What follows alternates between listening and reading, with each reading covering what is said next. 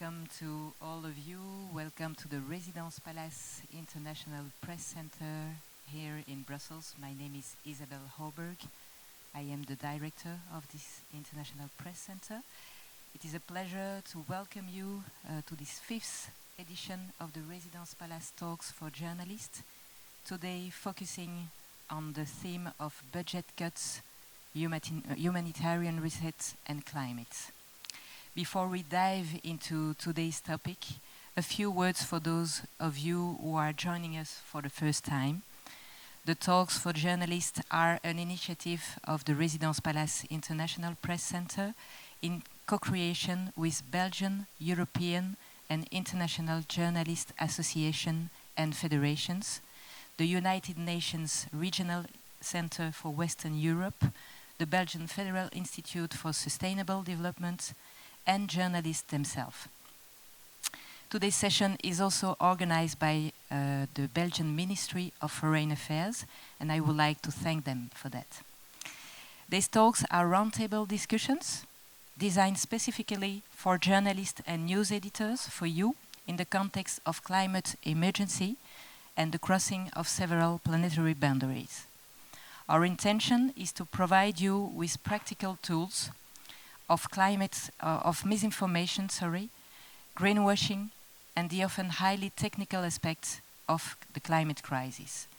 Climate crisis that impacts, as you know, every sector of our society: economy, finance, education, industry, agriculture, mobility, employment, energy, culture, and more. These meetings are for you and shaped by you. If there are topics you would like us to explore or speakers you'd like to hear from, please let us know. There is a sheet of paper on the table at the entrance of the room where you can write your suggestions. We aim to keep these exchanges intimate and conversational, a dialogue between the experts and journalists. Each speaker will have a maximum of 10 to 15 minutes for their introduction, after which the floor will be open for discussions. Please feel free to share your own experience or challenges encountered on your own work field. The experts' introductory remarks will be recorded, but not the discussions that follow. Today's session will conclude at 10:30. The speakers' contact details will be displayed on the screen at the end, should you wish to follow up with them afterwards. Before I hand over to our moderator, a quick note. The next talk for journalists will take place already next Wednesday, focusing on the role of critical raw materials in the geopolitical landscape. You'll receive the invitation just afterwards. Finally, don't forget to enjoy the breakfast on the table in the corner. Please help yourself. Let's now begin to this new edition of the Residence Palace Talks for Journalists. As I said, today's session has been organized by the Belgian Federal Ministry of Foreign Affairs. It is a pleasure for me to welcome you. I give to our moderator the floor, Nora Loozen, Senior Policy Advisor in the Humanitarian Aid Unit from the Belgian Ministry of Foreign Affairs. I wish you, all of you, a rewarding and inspiring morning. Thank you. Thank you very much, Isabelle. Is everyone hearing me? Yes. Thank you for joining this conversation this morning. And thank you to the Residence Palace for creating this space for discussion and reflection. So we are gathered today and this morning under the big umbrella of budget cuts, humanitarian reset, and climate change. As you know, we are really at a critical juncture in the aid system. As the US and others are cutting the humanitarian and development aid budgets, we see really the traditional international system of solidarity being shaken to its bones. So in the humanitarian sectors, the reactions are forming around what we call now a humanitarian reset, which is led by the emergency relief coordinator, Tom Fletcher. And in his own words, we are at the defining moment for the humanitarian community. But behind these big headlines, lie deeper and more systemic questions and issues. Because long before the cuts, there has been quite a lot of criticism of the humanitarian system on several aspects, being too top-down, being too Western-centered, the inability to see further than short needs and toward longer terms issues. So there is also, and it's impossible not to mention it, a moral and deep crisis as the situation in Gaza really reflects our collective failure to humanity, and it threatens the very foundation of international humanitarian law, human rights, and accountability. So these critiques, they reveal a structural inability, and some will say unwillingness, to really tackle the intersecting crisis of our time: conflict, climate change, inequality. So the impact of US decisions, and I think it's important to highlight this here, they are not only financial, there is also behind the narrative, then it impacts really the type of activities that can be implemented. And as we speak right now, major aid agencies are erasing climate change from the language of aid itself. Of course, it's language, but it has really practical consequences. People are not abstract, and the humanitarian consequences of climate shock neither. So the intersection of climate conflict is increasing challenge for humanitarians, and we know that the effects of global warming have an impact and a key role in conflict dynamics. So as we are now, it's not exaggerated that we say we are in a moment of fracture, and so we should not shy away to ask who gets to define the future of the humanitarian system, and will it bring the systemic solutions needed to prevent further suffering? So to answer to these two difficult questions, I have the honor to have two very inspiring speakers with me today. So Gloria Garcia Parra, Regional Director for Latin America and the Caribbean at Oxfam. So Gloria combats her deep commitment to gender justice and social equity with a grounded personal connection to nature. Her leadership speaks to what it means to act locally while thinking systemically. And I also have the honor and the pleasure to welcome Dr. Taman Aloudat, who is the CEO of the New Humanitarian. And the New Humanitarian is the leading humanitarian newsroom reporting from the heart of crisis. Taman has 2 decades of experience at the front line of international humanitarian organization. He's a powerful advocate for rethinking humanitarianism. So we want to deep dive in the conversation. Maybe we're gonna do it the unusual way. They're gonna have a conversation. It's gonna be a conversation between the two of them. And maybe to kick off the conversation, I wanted to ask you, what are the gaps you see in the current conversation about the humanitarian sector and this humanitarian reset? And how do you see climate change being integrated in that, or not at all? So maybe I will start by you, Gloria. Thank you for joining. Thank you very much, Nora. Thank you, Tamam. Thank you, all of you, for being here, and thank you for the invitation. I know in this humanitarian context and the humanitarian talks, usually Latin America is not very present. We know that it's not like the hotspot in the humanitarian issues, and that probably others could be here and speak more openly and probably from harder context. So I'm really, really glad to be able to be here, and of course with all the goodwill to share the experience from there. I'm Latin American, and that is what is important to say, because that is from what I speak, from the experience of being working in these settings for over 20 years, but mainly I'm Colombian. I live in Bogota and work from Bogota, but also I have worked in the Caribbean and Central America, South America. So this is like the space from which I speak, and I think it's important to highlight. And coming from there, I think this conversation on the linkages between climate change and humanitarian crisis are huge. I don't know how much of that you know, but Latin America is the most unequal region in the world. And one of the reasons has to do a lot with the model, the so-called development model set up there, which is based in the extractivist model. So Latin America has been the source of raw materials, oil, of course, gold, emeralds, well, all the precious materials that the North not only because they want to be luxurious, but also because it is the basis of what you call the green transition.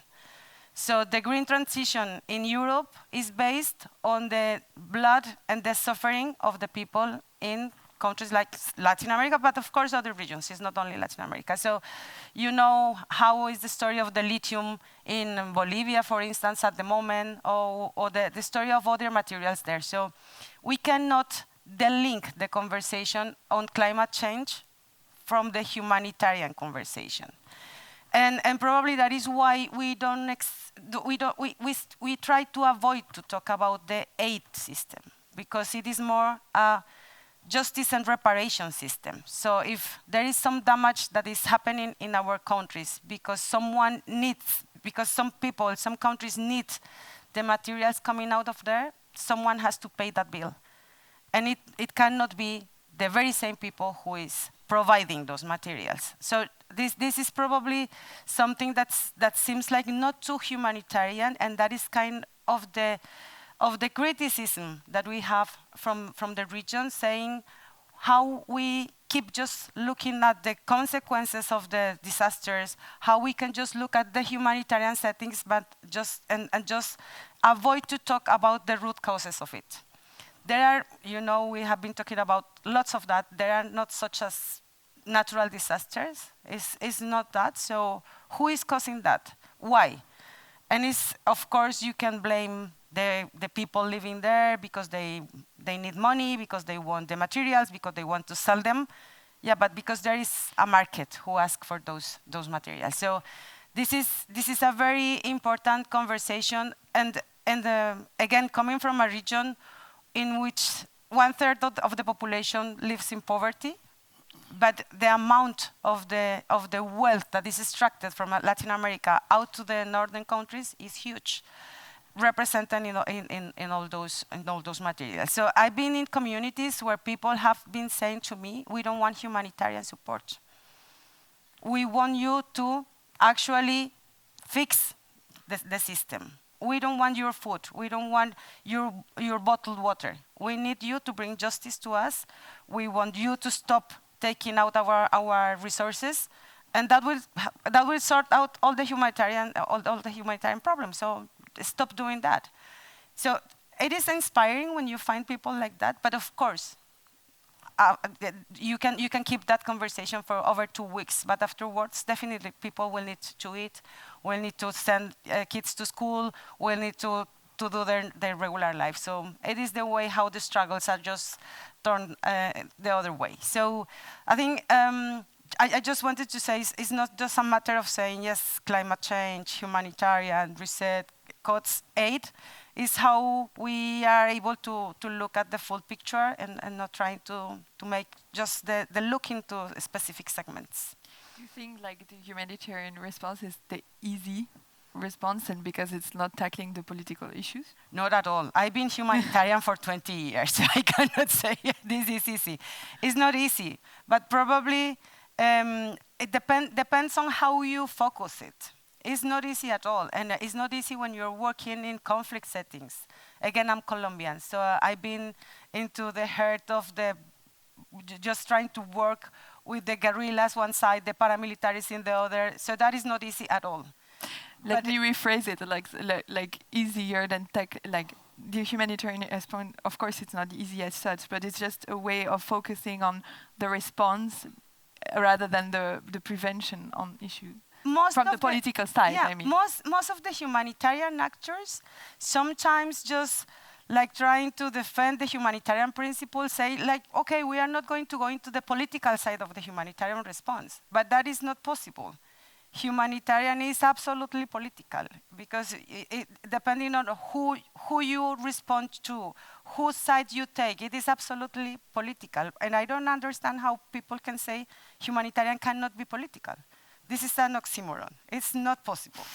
So it's easy when you simplify that by saying, okay, we are just going to focus on the consequences. That is the easy way to tackle humanitarian, but it's not the responsible way to do so. So, yes. Yeah.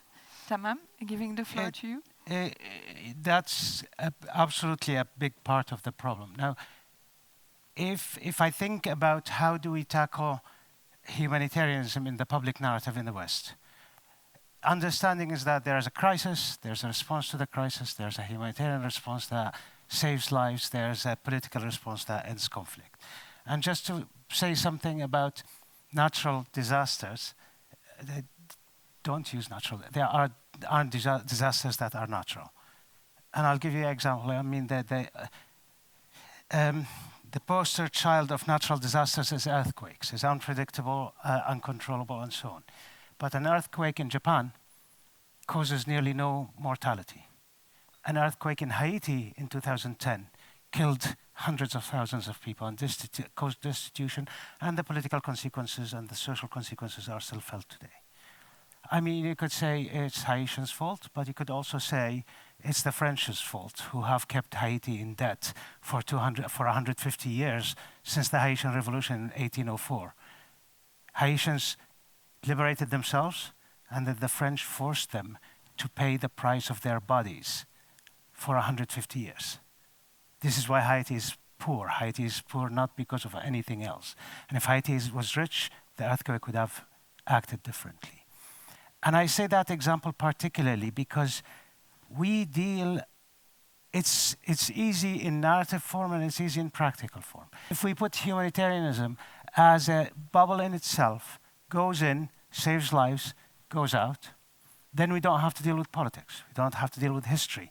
We can separate ourselves from who's right and who's wrong and who deserves better.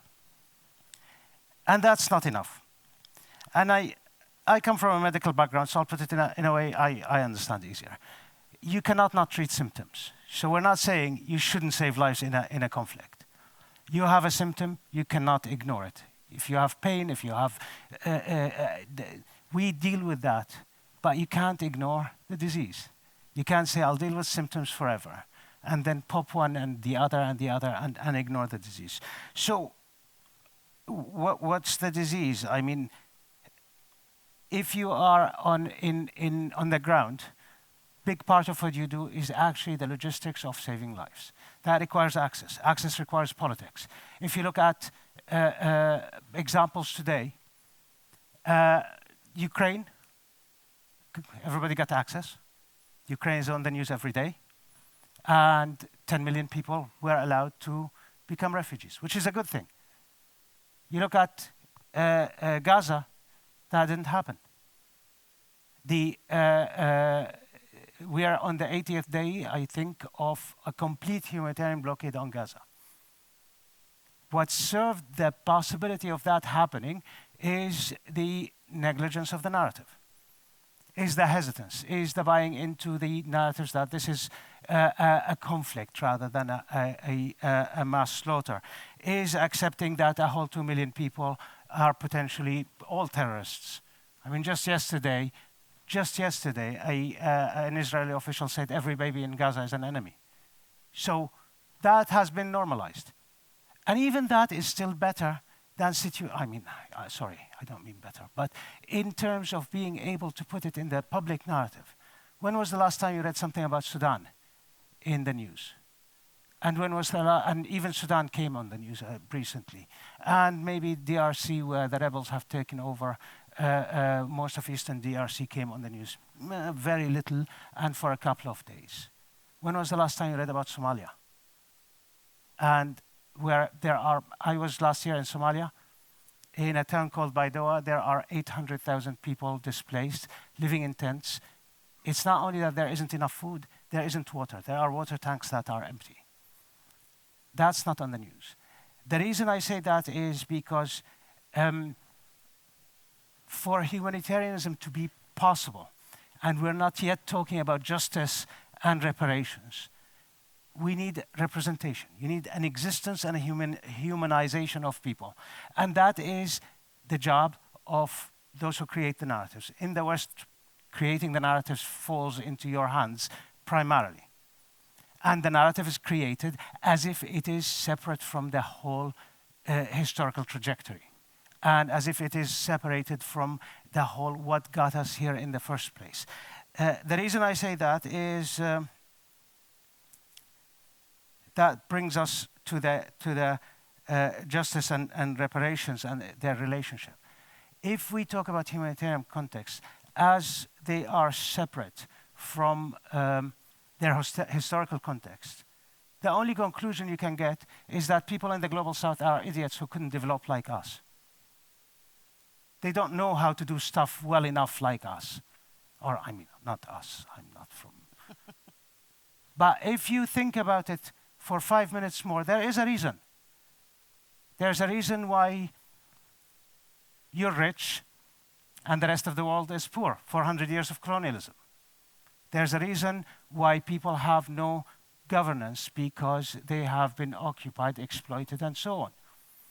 And there's a reason why we still struggle because of extraction of resources. And that brings us to the climate issue. And I'm not going to talk about the climate politics at large or its science because I think there are better people to talk about it. I will talk for a second about the acute consequences of the climate crisis. We still pretend that the rich are helping the poor in a global economy. Not so much so after Trump's cuts. But we used to pretend that there will be help. And that help included in part the consequences of climate change. And just to put it in context, the consequences of climate change will be increasing cycles of droughts and floods. It will be climate events, it will be conflicts, and it will be, in some estimates, 500 million people displaced from uninhabitable countries and regions by 2050. We have now 110 million people displaced. In 2015, there were 60 million. And there will be, there's no humanitarian operation in the world that is capable of handling 500 million people. So all that pretense happened when the West still could live in the luxury of not suffering much of the climate crisis. Although that's not really strictly true. Hot summers kill people in European countries because they are not used to it. And we have real disruptions in the production of food. But that aside, when the sea level rises in a few decades, the pretense of helping others, you think if Amsterdam is drowning or if London is drowning, they'll think about aid, helping others. Most of the food production in the world happens around coastal areas. Whether it's fishing in West Africa, whether it is, that is not going to happen anymore. So we have a system that is flawed and is being abandoned on its flaws. And to say something, Trump's cuts are a sore that hides the disease. The European countries have been cutting aid for many years.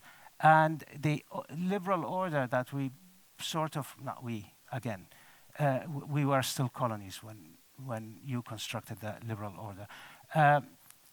The liberal order that was a condition of necessity for humanitarianism and solidarity to be a pretense is falling apart. Today, it's more about the Financial Times, I think, or the Times of London, published a few weeks ago an article that says advocates for the move from welfare state to warfare state. It is bluntly now a belligerent world.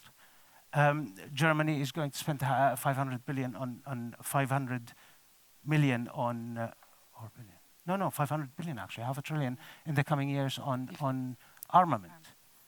I mean, and the UK will cut again aid by £6 billion very shortly in 2026. So the pretense is gone. The liberal order that was supposedly international community is effectively gone. And what we are facing now is, as humanitarians, the question we have to ask, and that you actually have to ask of us, is are we still having a reasonable compromise of saving lives while keeping the politics aside, or are we becoming a fig leaf that covers for an increasingly belligerent, disengaged, and potentially proto-fascist systems that are growing? Are we putting lipstick on a pig instead of doing a useful job? This is an important question because you cannot tackle this away from politics or away from who benefits, who's in power, and who benefits from the very little scraps. And my last word is, the whole of the United States aid was 60 billion. The US spends $1 trillion on weapons. It's not a matter of lack of money. It's a matter of lack of interest, lack of political will, and lack of even the need to pretend anymore. Thank you. Thank you, Taman and Gloria. Listening to you, I have 2 questions that come in mind. The first of all is like the role of humanitarians today as you see it. And you mentioned, I think to frame the discussion, it's important to know that the US also provides now the criteria of life-saving. What is life-saving? And the humanitarian organization is supposed to follow that criteria in implementing the activities, which is contrary to everything what you heard in terms of comprehensive response. So can you just like maybe answer to that life-saving criteria today, and why is it going in the wrong direction in the narrative today and in the practical implementation? Yes, if I may. It's been an interesting conversation sometimes on who saves lives. And it has to do a lot with our conversation on localization. Because who saves lives? The people who are there. Just the neighbors, the people next door who are able to take away a child from, I don't know, some critical situation. They are the ones who really, really save lives on the daily basis. And then the humanitarian actors, they come after, just like to try to bring some support that usually is very expensive, usually gets late, and usually is not appropriate.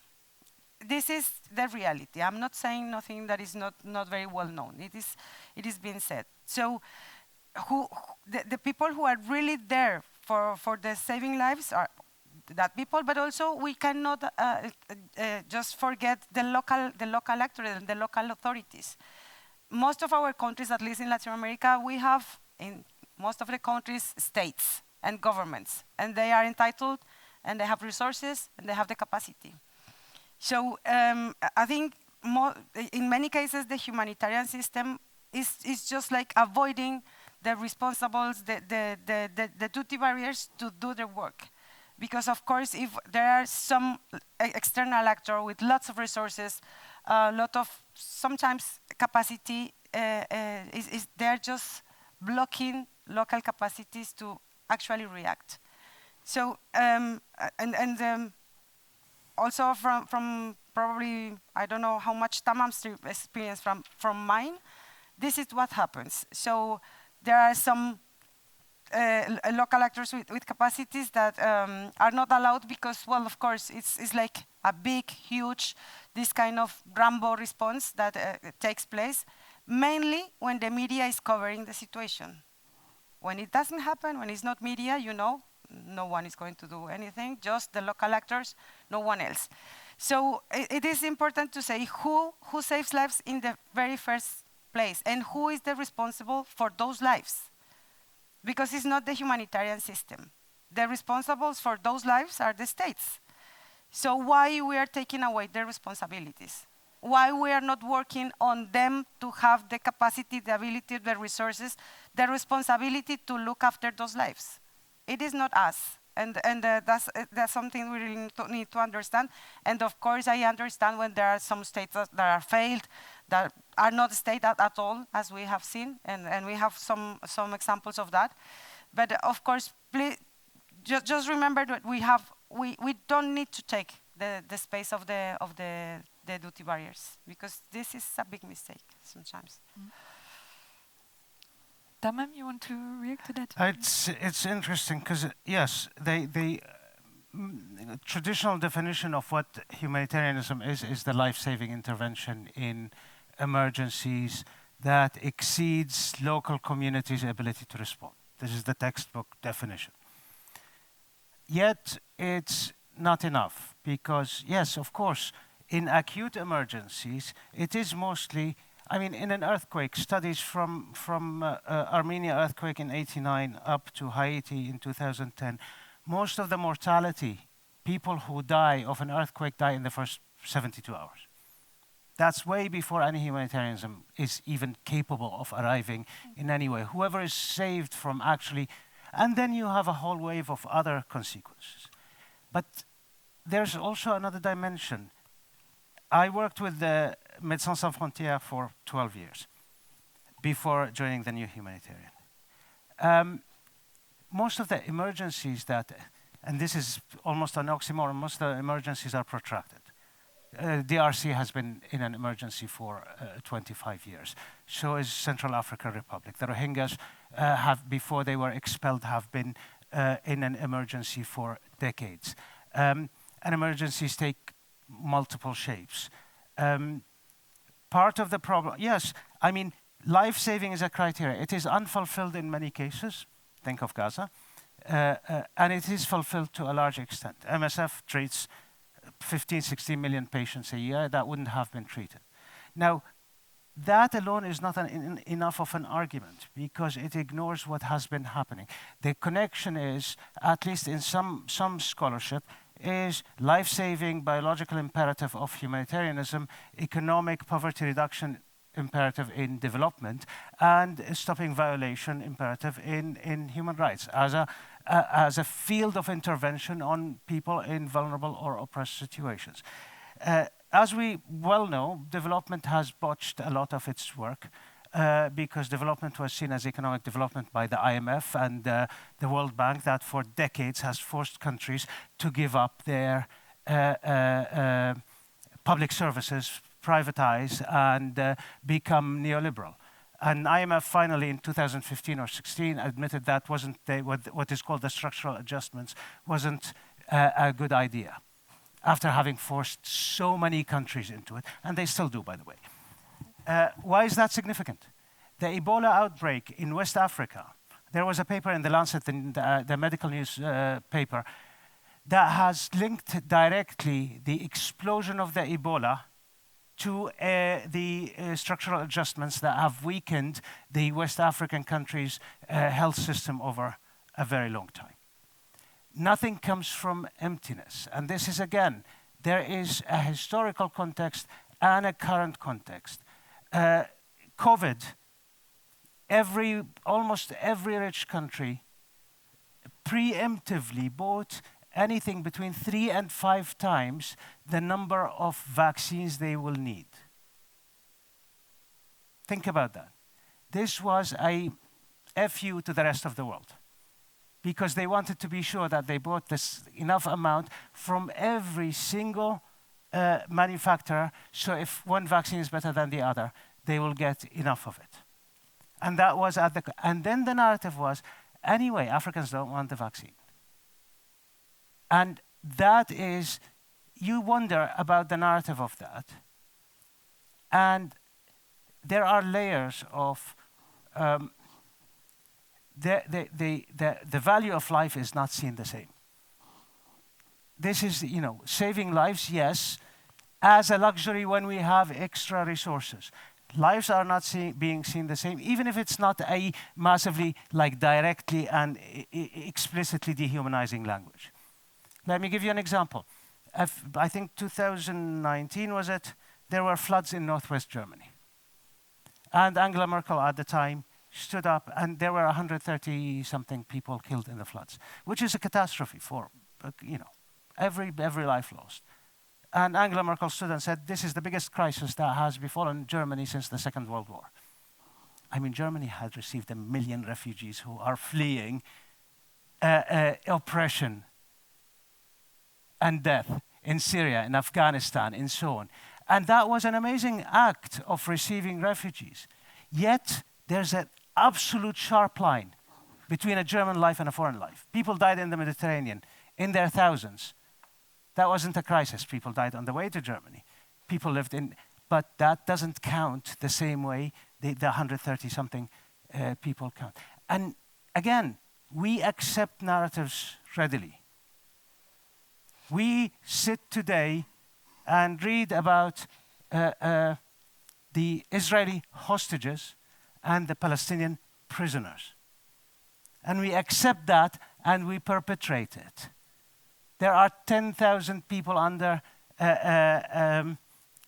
no process, under administrative detention, including children. No one calls them hostages because implicitly they're not as human. So we save lives as long as lives are worthy of saving and it doesn't impede our politics. And again, this is where it comes. And the reason I'm saying all this is because I'm talking to journalists. This is where it comes to the narratives. What you say, the way you represent everything matters. And I know how difficult it is because we write, I mean, we write about humanitarian contexts almost exclusively. And it's very difficult to write context. I mean, we were writing a piece about Yemen, and you have half a paragraph that says Yemen has been in conflict since 2014, where tens of thousands of people have died. This is not the context of Yemen. This is just a very thin slice. Yemen has been contested country since the 60s and became 2 countries and 1 country and 2 countries and 1 country multiple times. How do we expect to build narratives? So to go back to what Gloria was saying, when you represent from a humanitarian perspective, ignore the politics and history and what put people in the vulnerability that causes them to fall victims to oppression or humanitarian crisis, political crisis, then you are ignoring all those things and accepting to intentionally or not perpetrate language that might be actually harmful to the people you are. And the moment you shift it, and here I'm not saying you need to write the history of every country every time you write an article. I'm saying if you write from a justice and reparations perspective, even about humanitarian crises, then you are taking a different language de facto. And this is the issue we're having with the discussion on the humanitarian reset. Humanitarianism assumes a functioning multilateral order. It assumes that most countries are interested in the well-being of the world. I mean, it's almost ridiculous to say that. That wasn't the case ever.